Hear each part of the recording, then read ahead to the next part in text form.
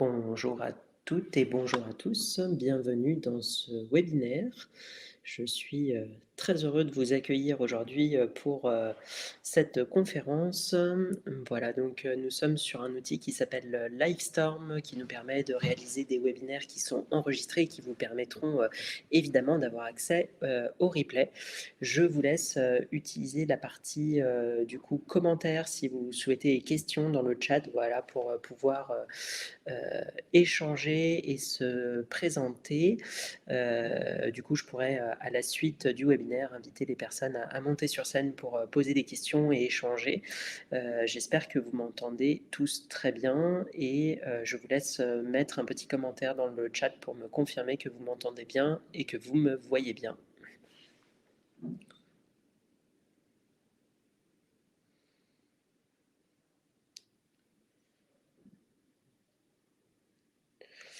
Donc, bonjour à Jean-Claude, connecté depuis Cage, connexion 5 sur 5. Donc, si Jean-Claude nous entend, je suppose que la majorité d'entre vous, du coup, m'entendent très très bien aussi. L'événement commençait à 13 heures. Je vais prendre peut-être encore une minute le temps d'accueillir les personnes qui se connectent. On avait 25 personnes inscrites et du coup, on est déjà 7 personnes. Donc, on va attendre encore une petite minute le temps de se laisser les différentes personnes nous rejoindre. Du coup, j'en profite voilà, pour saluer un petit peu tout le monde. Jérémy Bertrand, Christine Buisson, Martial Dubois, Marc Rose, Marc, on se connaît déjà bien de l'Université de Montpellier. Merci d'être présent aujourd'hui. Gilles qui nous rejoint, plusieurs personnes, voilà. Écoutez, enchanté et très heureux de vous voir à cet événement. Allez, j'attends encore de passer à 13h03 pour démarrer cet échange et puis les personnes qui n'ont pas pu arriver à l'heure nous prendront en cours et puis on passera du coup le replay à ceux qui n'auront pas pu se connecter. Allez, du coup, on va se lancer, on est 8 et du coup, eh bien, enchanté et merci de nous rejoindre sur cet événement. Ça nous tenait à cœur en cette rentrée de proposer un événement sur la question de l'éducation critique aux médias qui nous semble être un sujet majeur dans la société. Et donc, nous allons démarrer cet échange. Je vous propose un format donc webinaire avec une première partie plutôt sur la présentation des pratiques informationnelles de nos jeunes concitoyens. Globalement, déjà faire un point et un message global déjà pour bien connaître les pratiques et connaître les enjeux liés à ce sujet. Ensuite, je présenterai quels sont certains outils pédagogiques qui peuvent être utiles dans ce cadre. Et puis enfin, on reviendra surtout sur des collaborations avec des partenaires pour montrer différents cas d'usage et pratiques de l'information des jeunes avec BeMyMedia. Media.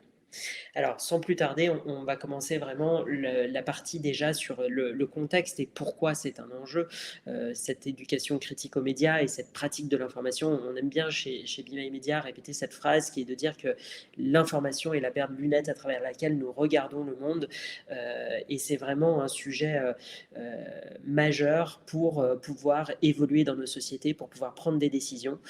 Vous êtes sûrement en responsabilité pédagogique dans des établissements d'enseignement supérieur avec de futurs jeunes qui sont amenés à devenir managers, à devenir responsables, à avoir plusieurs casquettes dans leur vie. Et en fait, aujourd'hui, développer leurs compétences informationnelles et développer leur regard critique sur l'information, sur le monde, est un enjeu majeur, puisqu'on vit dans une transition absolument très importante voilà, entre les enjeux du numérique, avec les enjeux climatiques, les enjeux sociétaux, le contexte international et géopolitique. Et globalement, on fait face à un monde qui est éminemment complexe et pourtant la pratique de l'information va de plus en plus, on va dire, vers des éléments simplifiés et des éléments qui sont souvent un peu pris de manière séparée. En fait, on a besoin aujourd'hui d'une véritable prise de recul sur les enjeux de l'esprit critique, en tout cas dans la pratique de l'information. Alors, le constat, il est assez simple, hein, c'est que depuis une quinzaine d'années et l'émergence progressive de tous les enjeux de réseaux sociaux, on a une pratique de l'information qui est aujourd'hui quasiment exclusivement tournée vers la pratique de l'information. On a certains éditeurs qui font l'exercice de leur médiamétrie à travers les instances type l'ACPM, hein, qui est un organisme tiers qui vérifie les audiences de chaque média. Et en France, par exemple, Snapchat représente 3 milliards de pages vues des contenus d'information qu'il y a dans leur fil d'actualité, quand Le Monde arrive très très loin derrière avec moins de 57 millions de pages vues sur cette tranche d'âge-là des 15-25 ans. Donc ça montre en fait des écarts absolument abyssaux. Et aujourd'hui, la première plateforme est TikTok, on va en parler juste avant. La deuxième source d'information, c'est YouTube. La troisième, c'est Instagram. Et la quatrième, c'est Snapchat. Et donc, ça montre vraiment un changement de paradigme avec tous les enjeux que la pratique de l'information à travers les réseaux sociaux va nous poser comme question. Alors, depuis 2021, TikTok devient le site web le plus visité au monde et aujourd'hui surpasse Google. Donc, même en nombre de requêtes d'actualité sur les 15-25 ans, il y a plus de requêtes sur les questions d'actualité sur TikTok que sur Google. Donc, ça montre en fait à quel point les usages évoluent très vite, les façons de travailler et d'appropriation des outils numériques ont complètement dépassé toute forme de rapidité.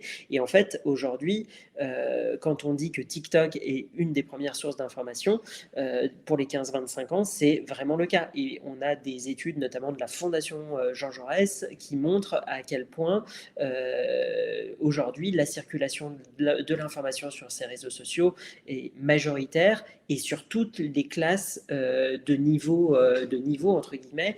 Ça va aussi bien des jeunes qui sont déjà sortis de l'éducation ou de l'enseignement supérieur jusqu'à des jeunes qui sont dans l'enseignement supérieur ou dans des grandes écoles. L'usage réseau social dans la pratique de l'information est prédominant dans le quotidien et on va voir différents axes qui doivent nous questionner sur cette question des usages de l'information à travers ces plateformes.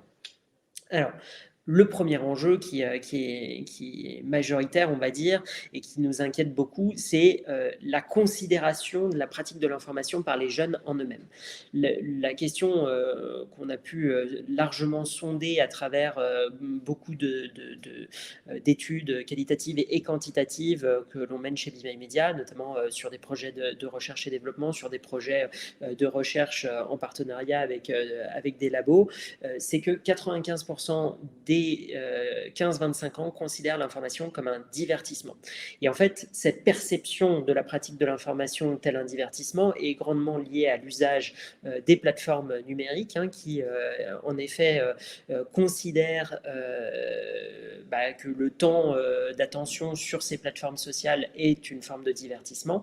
Et donc, si on s'informe par ces biais-là, on comprend en effet que les jeunes pratiquent l'information et la considèrent comme un divertissement. Et ça, c'est un grand problème dans la pratique de l'information, c'est-à-dire que si on la considère tel un divertissement, on ne peut pas en tirer les bénéfices de curiosité, de culture générale, d'esprit critique, de développement de sa connaissance du monde et de son contexte de pratique d'évolution dans la société. Et on a beaucoup de mal à mettre en perspective tous les faits d'actualité, déjà par ce principe même qu'on n'adresse pas et on ne considère pas l'information comme une activité clé dans son développement de connaissances et de compétences personnelles et professionnelles.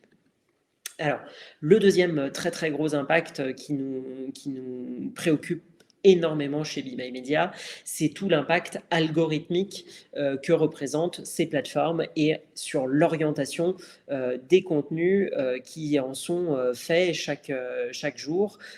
Par exemple, on va parler des sujets de bulles de filtre. Alors peut-être parmi vous, certains connaissent un petit peu mieux ce sujet que d'autres. Donc en effet, les réseaux, les plateformes sociales, les plateformes de streaming diffusent des contenus et proposent des contenus en fonction des préférences de chaque utilisateur. Par exemple, YouTube, 70% des vidéos visionnées sur YouTube sont le fruit des recommandations de l'algorithme de YouTube. Donc, c'est la homepage quand on arrive sur YouTube qui va nous proposer des vidéos. Et si on est amateur de rap et de voiture, on va voir que des contenus de ce type et on va retrouver, pareil sur TikTok, en fait, beaucoup plus de contenus qui sont orientés puisque 100% des fils sont des contenus qui sont sélectionnés par les algorithmes qui captent l'attention des utilisateurs en utilisant plusieurs biais qu'on verra tout à l'heure, notamment le biais de confirmation, le biais de normes sociales, etc., qui va alimenter les utilisateurs pour capter leur attention à des fins d'alimenter leur modèle économique, c'est-à-dire que plus ils ont des utilisateurs qui restent sur leur plateforme longtemps, plus les modèles publicitaires tournent, plus l'usage de la donnée tourne et plus les plateformes, entre guillemets, monétisent ce temps de divertissement à travers ces moyens-là. Et donc, les algorithmes choisissent et orientent éminemment nos démocraties dans les contenus qu'ils proposent à travers leurs sources. Par exemple, sur YouTube, si on se concentre sur les sujets d'information, sur certaines thématiques, eh bien, quand on va être dans une bulle informationnelle, on va avoir que des contenus qui vont de plus en plus vers ce que l'on pense d'un sujet. Donc si on est par exemple platiste, hein, il y a beaucoup de platistes, c'est pour prendre une théorie du complot assez illustrante du sujet, on va dire, et on a 90% des contenus sur YouTube qui sont platistes, parce qu'il n'y a que les platistes qui produisent des contenus pour en donner cette version-là, et donc si on commence à suivre et à regarder des contenus sur ces sujets, on oriente après les utilisateurs vers d'autres théories, vers d'autres contenus qui sont très divergents. C'est pareil sur TikTok, c'est pareil sur toutes les plateformes, et ce qui montre vraiment un énorme enjeu d'accès au contenu et de régulation. Et en fait, aujourd'hui, les algorithmes de ces plateformes de réseaux sociaux eh bien, orientent les contenus. On a des grands faits d'actualité qui sont le fruit en fait de ces bulles de filtre. Par exemple, la prise du Capitole le 6 janvier 2021, à la suite de l'élection de Joe Biden, est un résultat, entre guillemets, du traitement algorithmique des plateformes. C'est-à-dire qu'une personne qui était informée, qui pensait avoir une vision de l'actualité à travers plusieurs sources, parce que sur ces réseaux, on constate plusieurs sources, on voit plusieurs sources. Et si toutes ces sources donnent le même type d'information, eh bien, on se renforce dans nos pensées et dans nos façons de concevoir un sujet d'actualité. Et donc, ces personnes ont, entre guillemets, intégré que c'était une vérité qu'ils recevaient. Et ça pose du coup la question, évidemment, du coup, après, de comment on fait confiance aux médias, comment on identifie les sources, comment on recroise les contenus, l'actualité. Et c'est un des enjeux qu'on va chercher à aborder aussi pendant cette thématique. Mais globalement, ce qu'il faut retenir, c'est que les algorithmes ont un très fort impact des réseaux sociaux, hein, les 4 que j'ai cités, que ça soit YouTube, TikTok, Instagram et Snapchat, ont des algorithmes qui sont quand même très dérangeants dans la pratique de l'information. Pour illustrer toujours avec TikTok, 95 minutes par jour et par utilisateur en France. Donc, ça veut dire que sur les 15-25 ans, on a 80% des jeunes qui sont sur TikTok et qui, du coup, consacrent en moyenne 95 minutes par jour à ce réseau social.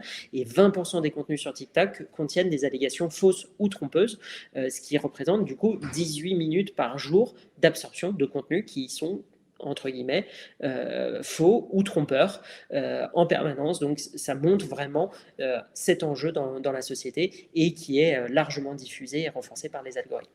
Alors, deuxième grand sujet à travers tout ça, c'est qu'on arrive dans une ère des IA génératives qui pose évidemment de grandes questions dans les pratiques informationnelles. Déjà, la question des IA génératives qui ne donnent pas leur source est un énorme enjeu, c'est-à-dire que pour ne citer que ChatGPT, mais peu importe les autres IA génératives, les contenus qui sont produits ne sont plus le fruit uniquement de choix éditoriaux, d'organisation. Et en fait, dans la production de contenu et dans le bruit ambiant de l'information, on se retrouve notamment sur les réseaux sociaux avec une abondance de contenus qui peuvent être produits par des IA génératives. Alors, on a quelques cas assez illustrés ici pour montrer des circulations d'informations ou de déformations, etc., qui ont été faites plus ou moins à visée pédagogique ou pas. Mais en tout cas, que ça soit dans la manipulation de l'image, que ça soit dans la production de contenu, aujourd'hui, ces diffusions d'informations sont principalement utilisées et diffusées à travers ces plateformes sociales et les réseaux, et ce qui montre en fait un vrai enjeu dans l'identification des sources, dans la compréhension des contenus de l'information et dans l'enjeu que ça représente pour les démocraties. Alors, troisième point qui nous semble majeur à comprendre et à aborder dans ce contexte informationnel, c'est qu'aujourd'hui, quand on parle de fake news, c'est quelque chose qui est quand même très organisé à échelle internationale, dans un contexte géopolitique qui est particulièrement complexe. Aujourd'hui, on a une viralité absolue des fausses informations qui peuvent être produites par des officines qui sont spécialisées dans ce domaine. Hein. C'est des officines de désinformation. Il y a de très bons reportages, notamment d'Arte, sur la team Roré qui officie pour le compte de grandes sociétés, d'États qui se revendiquent justement comme une agence d'influence et qui utilise un tas de moyens dans ces éléments de désinformation, de campagne d'influence. Par exemple, envoyer des faux communiqués de presse à des médias influents sur nos territoires. C'est le cas de la team Roré qui a publié des communiqués de presse. Certains journalistes, notamment de BFM, avaient récupéré ces contenus. Un journaliste n'a pas vérifié le contenu du communiqué de presse et a fait à une heure de très faible audience. Hein. C'était une émission de nuit qui a dû être diffusée autour de minuit ou 1h du matin. Un contenu qui était faux de ce communiqué de presse de la team Roré.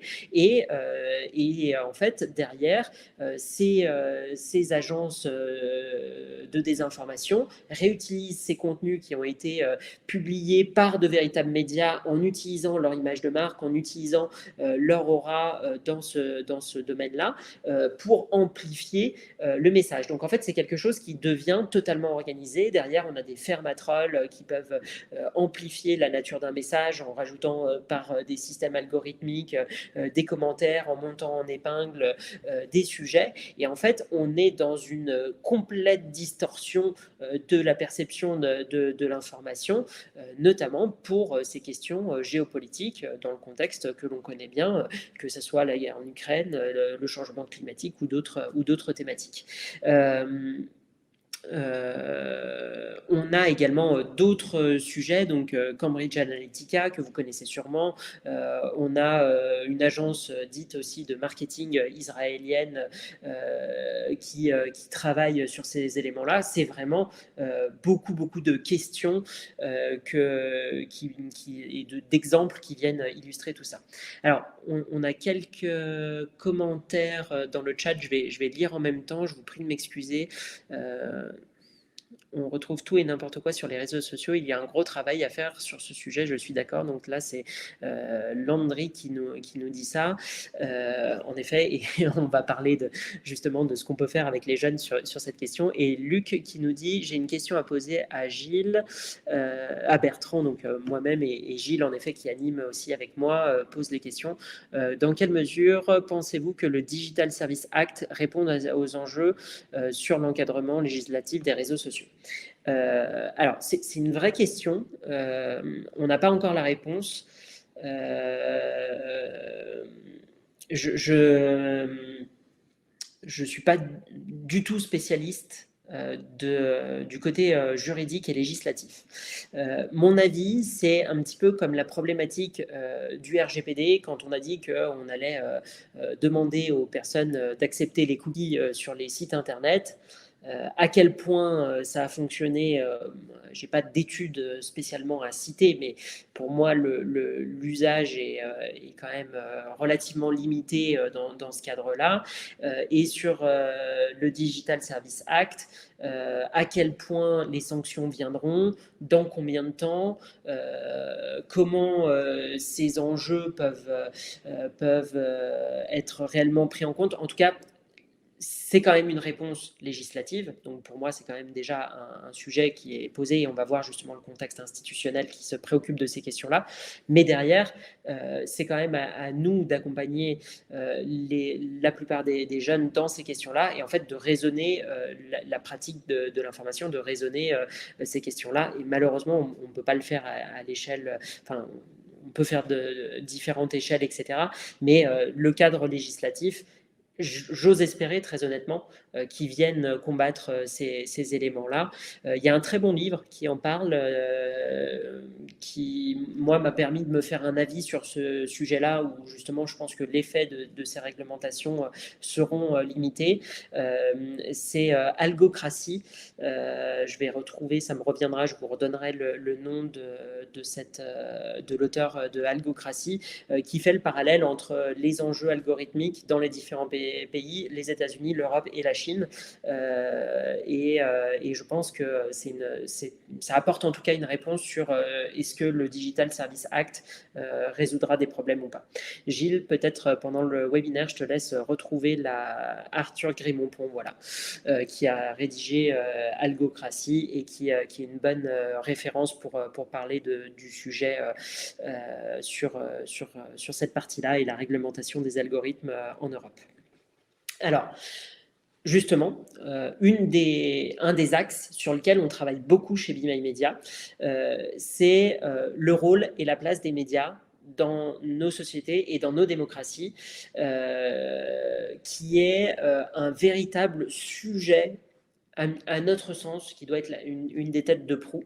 C'est-à-dire que pour faire vivre et animer le débat démocratique, l'appareil médiatique, que ce soit plutôt en France, on va dire déjà, est quand même quelque chose qui fait vivre de la diversité d'opinions, une vraie façon de pouvoir avoir des visions différentes sur l'actualité. Il y a quand même, malgré les sujets de concentration des médias, il y a des lignes éditoriales qui sont très différentes, on a des traitements de l'information qui sont très variés en France. C'est pas du tout la même chose de lire Le Monde ou de lire l'Humanité ou de lire le Journal du Dimanche ou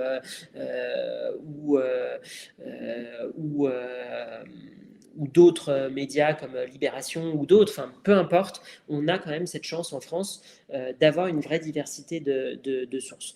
Pour donner un exemple, je suis déjà allé plusieurs fois au siège de Altice, qui est la maison mère de BFM, de RMC, et qui détient également Libération et l'Express. Et aujourd'hui, je ne retrouve pas dans la ligne éditoriale de Libération quand même autant le côté libéral que ce qu'on peut retrouver par exemple sur BFM.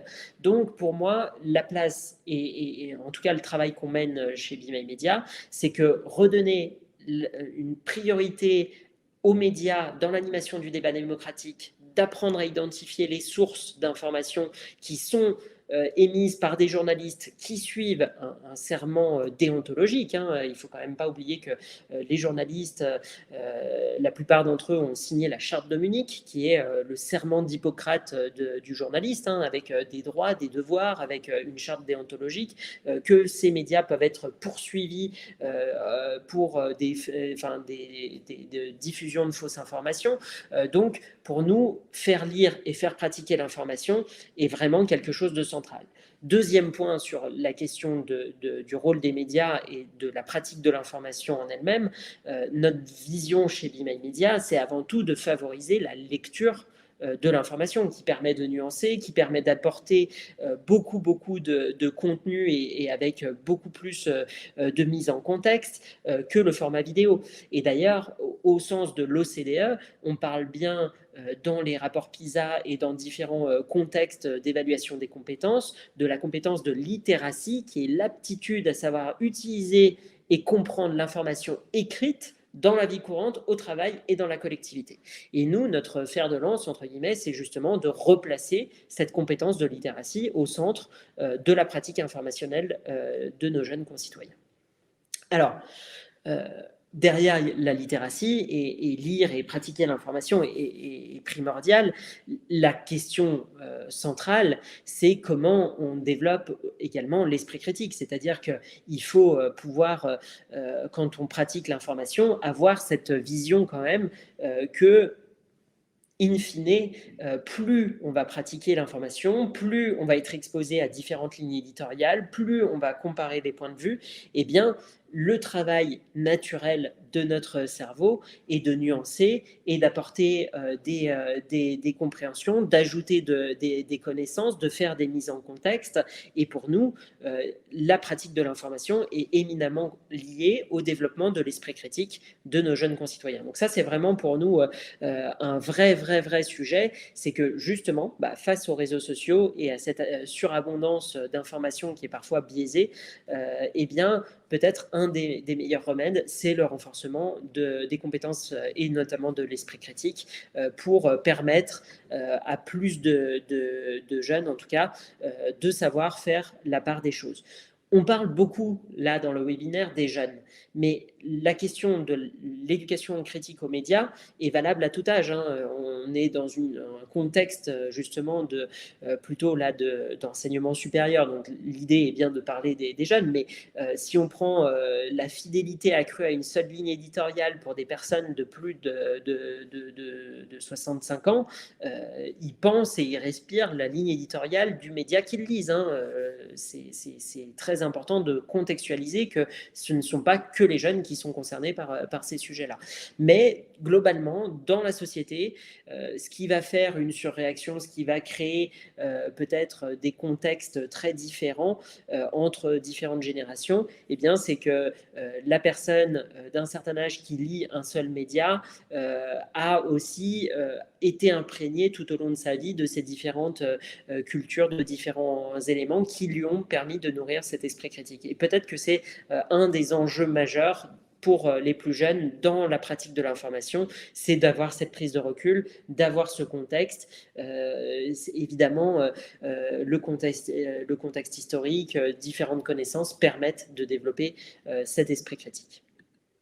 Alors, pour faire le lien aussi avec la question du Digital Service Act, c'est quelque chose qui, globalement, l'éducation aux médias et les compétences informationnelles est très prise en compte dans la société par nos institutions. On a le rapport du CESE de 2019 qui fait à peu près 60 pages sur la nécessité justement de développer les compétences informationnelles tout au long de la vie. C'est largement étayé.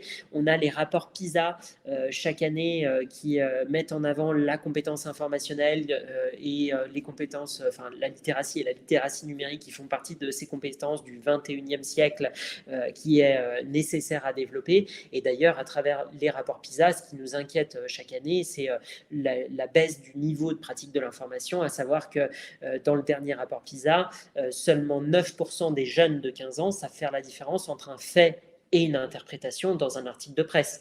C'est 30% quand ils sortent du niveau bac. Donc ça montre quand même que 2 jeunes sur 3 qui sortent du bac n'identifient pas dans un article de presse la différence entre un fait et une opinion.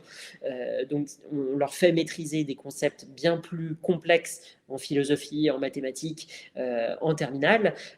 Par contre, ces sujets-là nécessitent de renforcer l'éducation critique aux médias plus jeunes, et c'est le cas aujourd'hui, et on va de plus en plus vers le développement de ces compétences.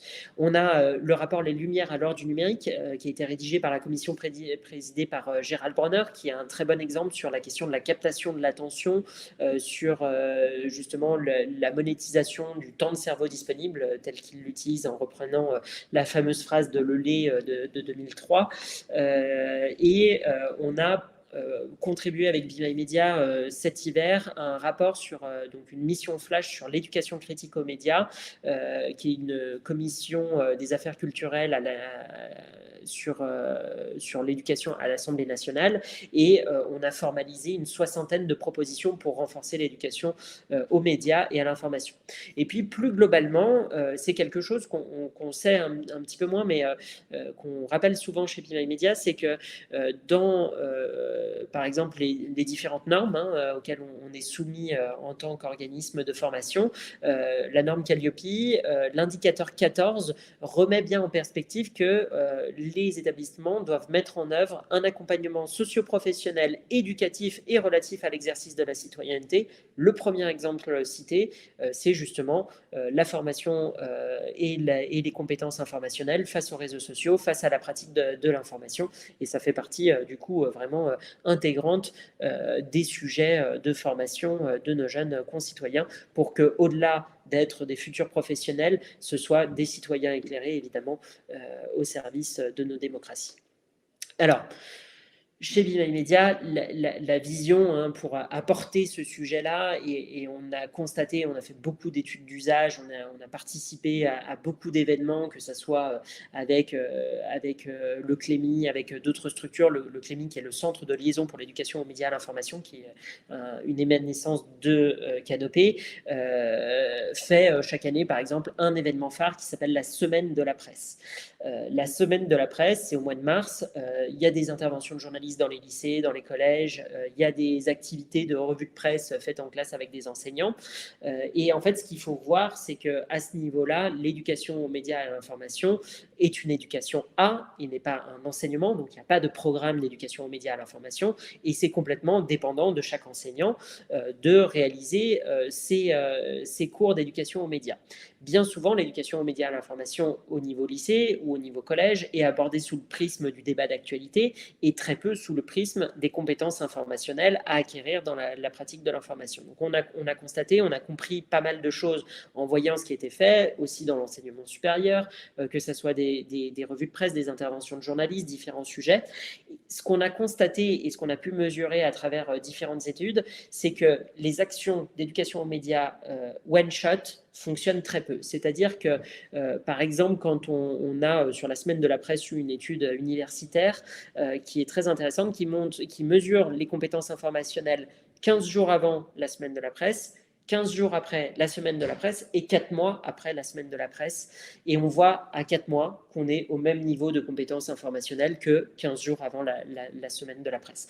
Donc, en fait, ça montre simplement que l'éducation aux médias, ou ces compétences-là, comme beaucoup de compétences, nécessitent d'être très, très, très, très régulièrement mises en pratique, et d'accompagner le quotidien des apprenants dans le développement de leur curiosité, de leur esprit critique et de leur culture générale. C'est-à-dire que ce n'est pas une activité uniquement one-shot qui permet d'ancrer ces compétences. Alors, pour accompagner cette montée en compétences, chez Bimaï Média, on a structuré un référentiel de compétences qui permet d'approcher vraiment l'ensemble du parcours sous tous ses angles. On a structuré cela en 5 blocs de compétences qui nous semblent fondamentales à maîtriser. Le premier, c'est connaître le fonctionnement et les enjeux du circuit de production et de diffusion de l'information. C'est-à-dire que, je prenais l'exemple des rapports PISA qui expliquent qu'on a que 9% des jeunes de 15 ans qui font la différence entre un fait et une interprétation. Eh bien, ici, il faut redéfinir ce qu'est le fait, redéfinir l'interprétation, qu'est-ce que le journaliste, qu'est-ce que le média, qu'est-ce que la déontologie du journaliste, vraiment qui sont ces acteurs de la production et de la diffusion de l'information. Le deuxième bloc, c'est savoir lire l'information dans sa pluralité de manière éclairée. Donc là, c'est comment on inculque la culture de la source. Savoir différencier la presse d'information générale d'un média indépendant en ligne, d'un communicant institutionnel ou professionnel, parce qu'aujourd'hui, on est aussi dans une société de communication absolument extrêmement développée, où toutes les institutions communiquent directement sans avoir de filtre médiatique, etc. Donc, on est vraiment, vraiment dans une sphère où identifier qui prend la parole sur quoi est un véritable enjeu. Donc ici, il faut pouvoir justement aussi identifier un influenceur, un youtubeur. Ce n'est pas du tout la même chose qu'un journaliste qui travaille dans un média et qui est complètement dans un cadre de produire une information. C'est au sens littéraire un fait mis en contexte par un professionnel, donc c'est quand même qui est ce professionnel qui me communique du contenu. Donc ici, ce deuxième bloc, c'est vraiment dédié à savoir faire identifier et créer une culture de la source, ce que les réseaux sociaux s'efforcent à gommer.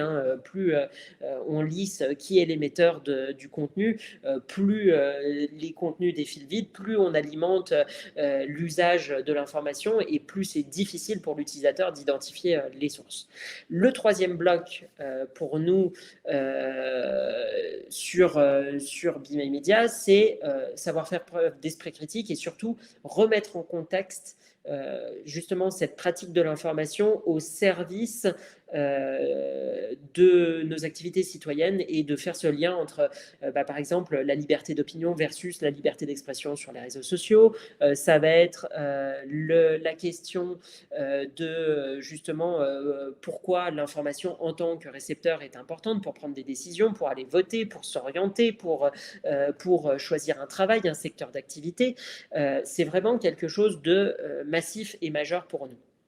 Le quatrième bloc est dédié justement à l'ère du partage de l'information et des réseaux sociaux. Donc ici, on va parler de tous les enjeux numériques dont on a parlé, les officines de désinformation, qu'est-ce qu'une fake news, comment les théories du complot se créent et se diffusent dans nos sociétés, comment le contexte géopolitique interfère avec ce partage de l'information et toutes ces thématiques. Et enfin, le cinquième bloc qui va permettre de répondre à Jean-Claude, c'est un bloc plutôt de perfectionnement, j'aime bien l'appeler comme ça, où on va aborder deux familles de billets. Les billets des médias, qui ne sont pas exempts de défauts. Évidemment, on remet en contexte la concentration des médias, ce qu'est une ligne éditoriale, le temps médiatique, tous ces problématiques, les modèles économiques de la presse qui ont été bouleversés par l'arrivée du numérique qui détériore la qualité de production de l'information, enfin tous ces sujets-là. Et enfin, deuxième famille de biais, les biais cognitifs qui rentrent en jeu dans nos pratiques de l'information. On va voir les biais principaux, le biais de l'émotion, comment les médias utilisent le biais de l'émotion pour attirer plus vers l'information émotionnelle qui a 7 fois plus de chances d'être reçue qu'une information plus factuelle. On a le biais de confirmation, qui est le fait d'aller chercher une information qui a tendance à confirmer notre point de vue, alors que justement, développer son esprit critique, c'est aussi aller à la confrontation de ses propres idées. Donc, dans ce cinquième bloc, en effet, on aborde la question des biais cognitifs. Alors, comment ça se matérialise concrètement? On pourra rentrer dans des démos plus approfondies en privé si vous le souhaitez, mais concrètement, on propose une ressource numérique pédagogique à travers une application mobile, puisque c'est là où est l'usage aujourd'hui des jeunes, et on va essayer d'aller justement récupérer un peu de temps de cerveau disponible dans ces réseaux sociaux. Et en fait, on a matérialisé une application avec deux volets. Une première partie dans laquelle on a un parcours pédagogique qui reprend ces 5 blocs. Donc, c'est une série composée de 5 saisons. Et chaque saison est composée de 20 épisodes où on a granularisé toutes les notions pour permettre d'aller à la pratique de l'information en ayant toutes les connaissances théoriques et méthodologiques sur la pratique de l'information. Donc, les capsules permettent de comprendre chaque concept. À la fin de chaque saison, on doit débloquer donc un quiz qui nous permet de valider l'acquisition des notions théoriques, mais surtout, on a un certain nombre d'objectifs de pratique de l'information à réaliser dans la partie suivante qui s'appelle s'informer. Et en fait, on doit gagner un certain nombre de points d'expérience dans cette partie-là. Et plus on va avancer dans l'année, plus on va être exigeant sur la pratique de l'information des jeunes, et on limite à un certain nombre de points d'expérience l'acquisition et la progression des élèves. Donc, par exemple, les étudiants ne peuvent pas gagner plus de 200 points d'expérience sur l'application communication dans la partie s'informer. Sauf que quand ils doivent aller au bout du parcours pédagogique et qu'ils doivent atteindre 15 000 points d'expérience, on va créer 75 occurrences de pratique de l'information tout au long de l'année. Donc, ils vont devoir aller lire l'information 1 à 2 fois par semaine, 15 à 20 minutes, pour vraiment apprendre à sacraliser ce temps de pratique de l'information en dehors de leur divertissement, pour être exposé à différents médias, pour vraiment lire et pratiquer l'information dans ce contexte. Alors, dans cette partie s'informer, on va retrouver un petit peu plus de 500 sources d'informations, on va retrouver différents outils, un comparateur de points de vue qui permet sur un article en cours de lecture de voir ce que les autres médias disent du même sujet. Ces 500 sources qu'on a sélectionnées selon une charte déontologique avec notre conseil scientifique, qui sont la plupart des médias que l'on connaît, presse d'information générale, médias indépendants en ligne, médias audiovisuels, avec vraiment un large panel et bouquet. Et puis, on va proposer également des revues de presse qui sont très appréciées par les étudiants. Une actu 5 points de vue chaque semaine qui traite d'un sujet majeur de l'actualité à travers 5 médias différents pour montrer soit la complémentarité à traiter l'information, un sous l'axe économique, un sous l'axe sociétal, etc. Ou montrer des oppositions d'opinion pour laisser chaque apprenant se faire son opinion sur un sujet.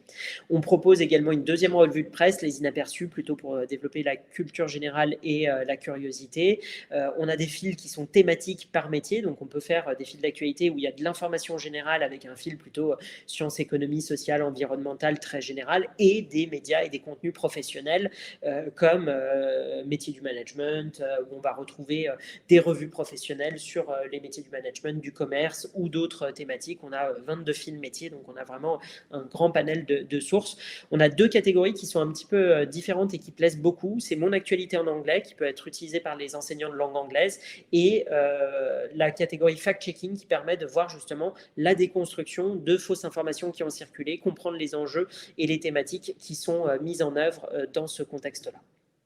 Alors, pour que ça fonctionne, et là où on insiste quand même très souvent avec nos partenaires, c'est qu'il faut que ça prenne vraiment la forme d'un e-learning et que ça soit intégré à la maquette pédagogique pour avoir un résultat.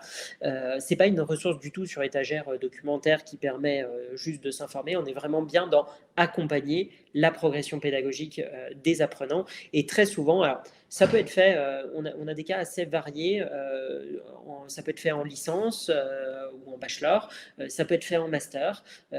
Par exemple, à l'IA Lyon, c'est un enseignement qui fait partie des e-learning au choix pour les Master 1 et pour les Master 2. Et puis, avec d'autres établissements, je crois qu'il y a Marc Rose qui est là, à l'Université de Montpellier. Ça fait plutôt partie des programmes de formation pour les niveaux licence première et deuxième année, notamment dans l'UFR Montpellier Management, que je vais citer en exemple juste après.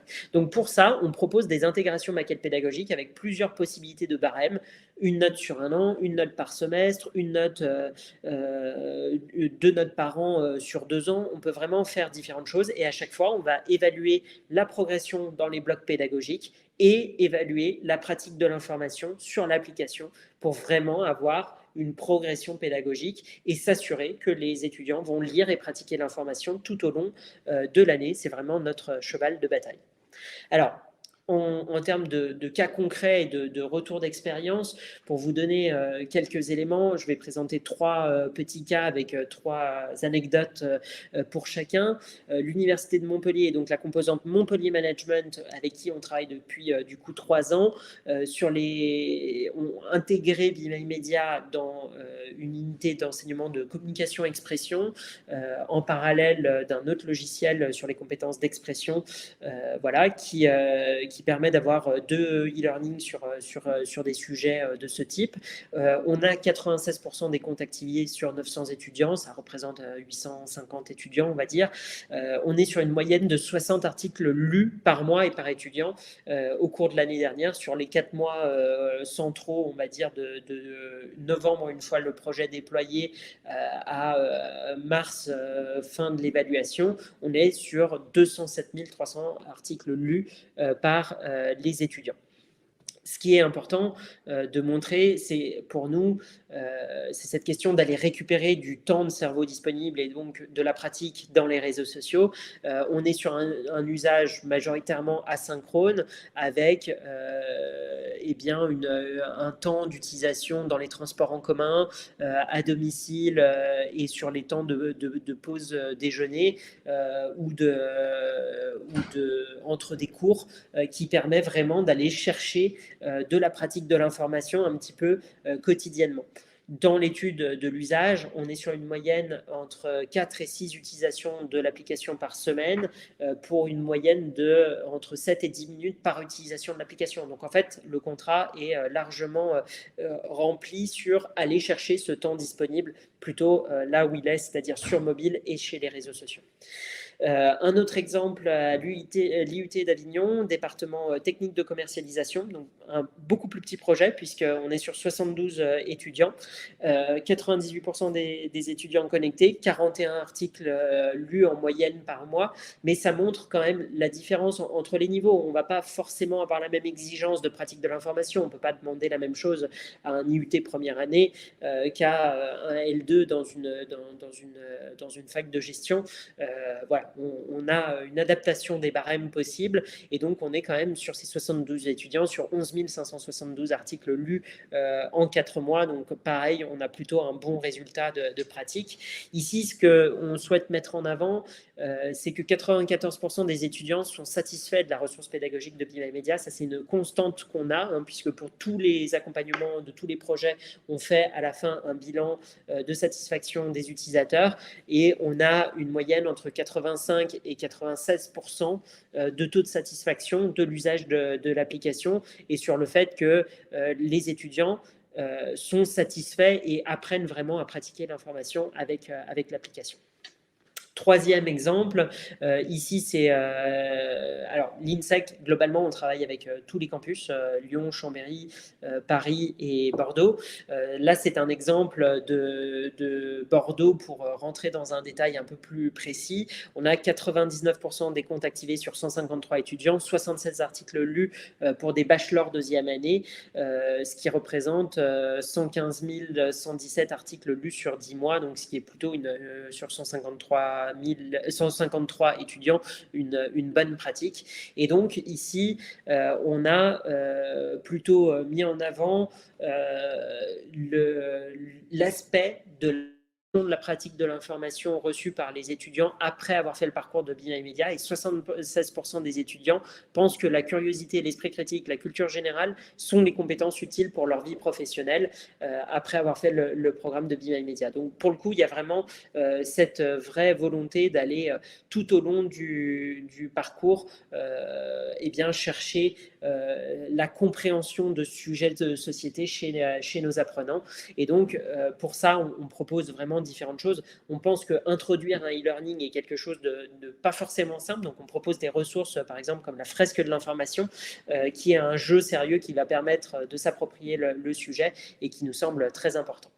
Voilà, aujourd'hui, sur l'année 2023-2024, c'est plus de 40 000 étudiants qui vont être utilisateurs des ressources de Be My Media, aussi bien dans le supérieur privé que public, du côté des écoles de commerce comme des écoles d'ingénieurs. On travaille avec Centrale Aix-Marseille ou l'école des ponts Paris Tech. On travaille avec des IAE, on travaille avec des écoles de commerce. Notre vision est quand même vraiment de permettre au plus grand nombre de jeunes citoyens de pouvoir avoir accès à ces métiers et ces connaissances de pratique de l'information pour mieux maîtriser le contexte dans lequel ils évoluent. Petite citation avant de passer aux questions. Bien informés, les hommes deviennent des citoyens. Mal informés, ils restent des sujets. Phrase d'Alfred Sauvy qui date des années 50 et qui n'est malheureusement plus que jamais d'actualité et ce pourquoi on travaille tous les jours chez Be My Media et pour lequel on travaille justement à développer différents programmes pédagogiques. Je vous ai présenté plutôt l'aspect enseignement supérieur. Chez Be My Media, on travaille sur des ressources pour les publics très éloignés de l'emploi avec Pôle emploi. On travaille sur des programmes lycées et collèges avec les académies sur des outils pour apporter ça aux plus jeunes et que quand ils arrivent dans l'enseignement supérieur, ils soient le mieux formés déjà. Et puis évidemment sur l'enseignement supérieur qui pour nous est un moment assez particulier avec une vraie importance d'émancipation de la pensée critique et de pratique de l'information qui est au centre de nos enjeux de société aujourd'hui. Et bien que on ait parlé beaucoup de la désinformation, etc., ce qu'il faut quand même mettre en perspective, c'est que les jeunes aujourd'hui sont presque surinformés sur certains sujets, parfois militants, hein, je pense aux causes environnementales, aux causes d'égalité femmes-hommes. Et en fait, on a des personnes qui peuvent être très, très segmentées sur des sujets d'actualité, surdocumentés, surconnaître un sujet d'actualité, et par contre, ne pas avoir de connaissances générales. Et donc, c'est un des enjeux vraiment qu'on apporte aussi. Il ne faut pas non plus tout mettre de manière négative. On a des pratiques de l'information qui sont très différentes chez tous nos jeunes.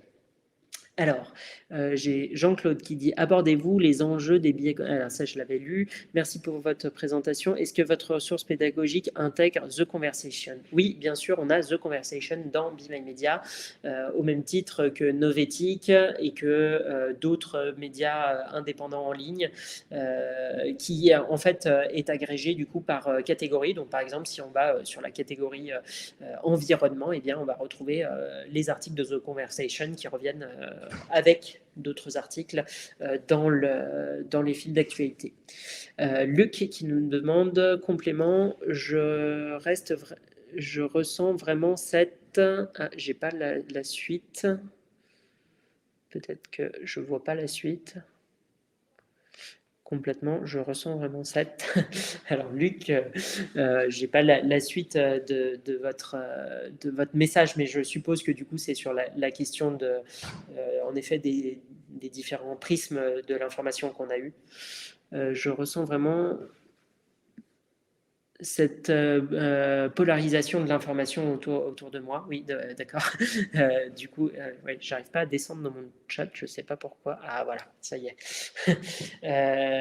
En effet, on a des vraies polarisations de l'information et aujourd'hui, en fait, c'est très dur de faire société avec cette polarisation de l'information et c'est très dur d'aborder le débat d'actualité avec des jeunes puisqu'on va se confronter à des opinions, à des sujets qui sont extrêmement complexes à aborder et c'est pour ça que aborder d'abord les compétences, puis aborder des façons de traiter l'information est une solution. Et on propose chez Be My Media aussi des activités pour aborder le débat d'actualité et justement se mettre d'accord sur cette polarisation de l'information, notamment à travers les challenges de revue de presse, qui est un exercice qui fonctionne très bien. On a d'ailleurs un challenge ouvert sur la fin de l'année où on propose un sujet d'actualité qu'on va traiter. On prend souvent un objectif de développement durable de l'ONU et puis on demande aux étudiants de rédiger des revues de presse sur ces thématiques. Donc ça fait partie des activités pédagogiques qui permettent en effet d'avoir plusieurs visions sur cette façon de traiter l'information. Alors comme le dit Gilles, vous pouvez poser des questions et on va essayer de répondre à vos interrogations. Il y a deux onglets, il y a l'onglet questions et l'onglet chat, donc je navigue un peu entre les deux.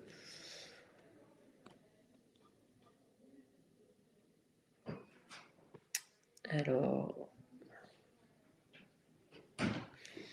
dans tous les cas, à la suite du webinaire, donc déjà vous aurez le replay. On peut vous faire parvenir aussi le support de présentation.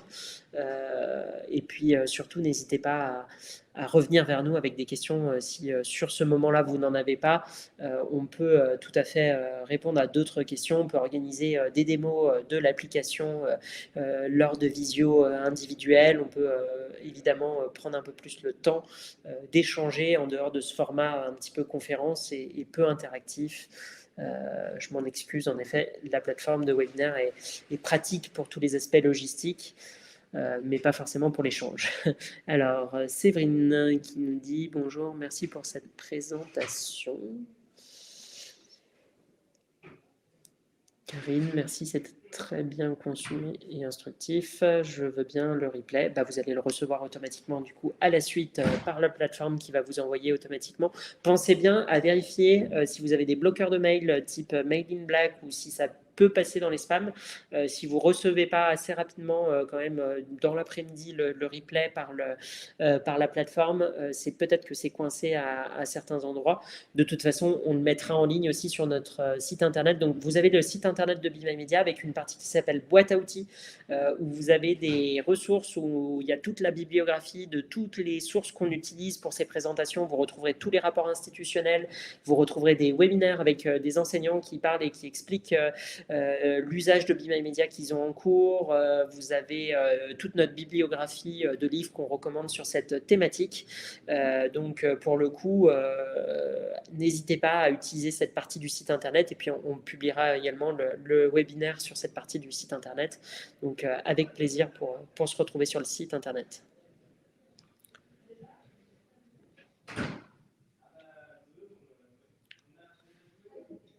Et bien, du coup, je pense que si nous n'avons pas plus de questions, on va mettre fin à cette conférence.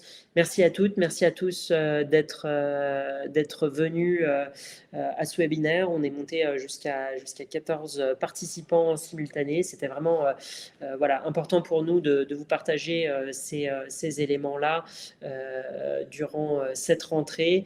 Et puis, au plaisir de pouvoir continuer les échanges et rester en contact avec vous toutes et vous tous. À très bientôt, j'espère. Merci.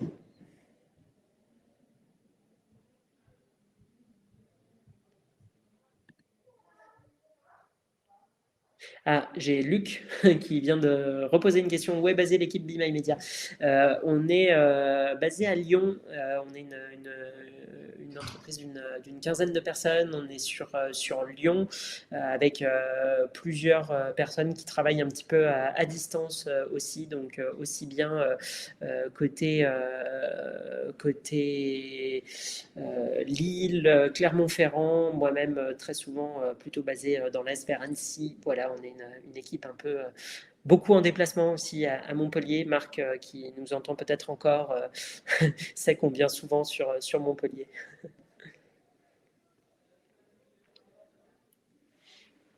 Et je vois Luc qui tape encore une question, donc on va prendre la question. Merci Bertrand, merci Gilles pour l'animation. Merci Luc. Merci à toutes, merci à tous. Bonne journée. Au revoir.